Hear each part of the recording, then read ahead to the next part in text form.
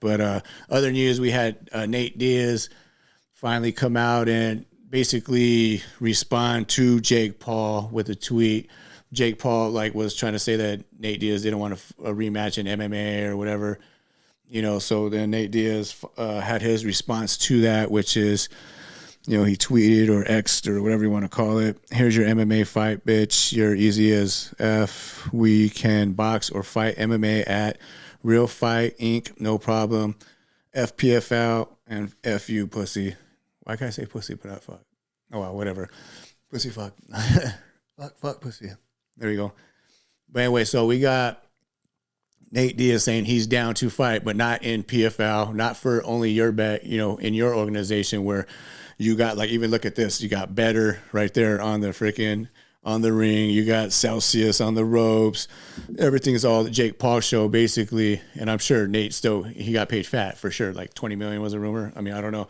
He got paid fat. But if we're going to do something it's got to be co-promoted then with Real Fight, where it's basically he's saying basically a Real Fight organization, or on his organization. And so that on his promotion, I should say. So, I mean, that will be huge for Nate. Now, like I said, even before the first fight, I felt like Nate was I felt like he was the A side. I always said that. I said that from the beginning. Nate Diaz is the A side in this fight because look at what he did. Jake Paul was not making this kind of, he wasn't getting I think they ended up getting 500,000, 455, whatever. He wasn't getting those pay-per-view numbers with anyone else until Nate Diaz. And he's fought other MMA legends. We're talking one of the greatest of all time, Anderson Silva, one of the best welterweights of all time, Tyron Woodley, another great fighter, Ben Askren, and so he didn't pull any of these numbers that he did with Nate Diaz. So obviously Nate Diaz is the A side, and he's starting to realize that. He's huge. He knows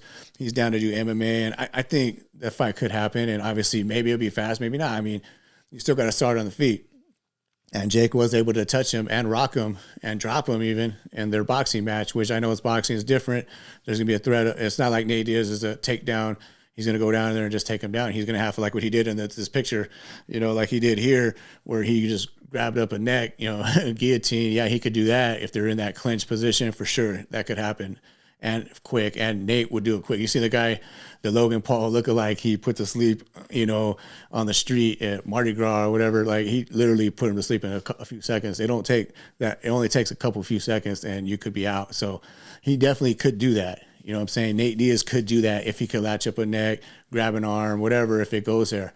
But you still got to get into that range where you're clinching, which I don't think it'd be that difficult. But at the same time, he is going to have to eat some leather maybe to get to that. And Jake Paul is a lot quicker, and he hits harder. And you're going to think 4-ounce gloves, maybe it's not as hard, maybe it is, who knows? But I mean, I feel like it'll still be a threat there. And Jake does have a wrestling background, which Nate Diaz. Not that he's going to want to take Nate to the ground, but it'll be more difficult for Nate to take him to the ground because of his wrestling background. So, in the boxing, Jake's already proven that he has a little bit better hands, but there's different boxing and MMA boxing as well, which Nate could actually do a lot more in the clinch and stuff like that. But interesting fight, obviously. I don't even know about the breakdown on that one. I can't wait for that to happen if it does. Hopefully it does. I mean, Nate could go get one more fat paycheck under his new promotion, kick that off. Maybe he'll be the main card, and after that, he could go back to UFC. He wants fight Conor or whatever, or bring Conor over there.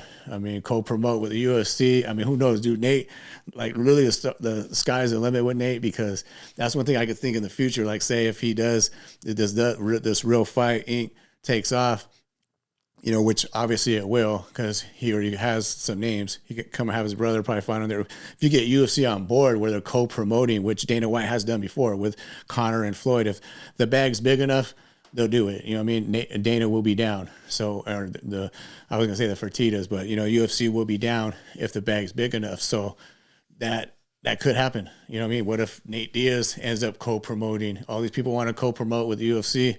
What if Nate Diaz is able to do that, and then he could actually get that Conor fight out in his organization, or co-promote that, either boxing or MMA? Why not just boxing? Even boxing with Conor, we'll watch that. We'll watch it. Whatever they're doing, I'm going to watch it.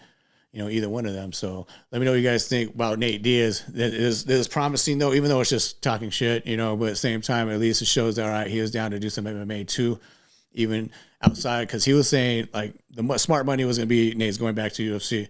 Now it's kind of like, well, maybe not. You know, maybe he will do this rematch first, try to get that get back with Jake, and then go to UFC or not, or co-promote or whatever. Like I said, sky's the limit for this guy. He is the A side, great businessman, great on the mic. You know, not like a lot of the other fighters that are trying to do, you know, too much, and he just is who he is, and you know he's gonna say what he's gonna say, and it always pops. So bona fide superstar right there, Nate Diaz. So yeah, let me know what you guys think on that subject as well.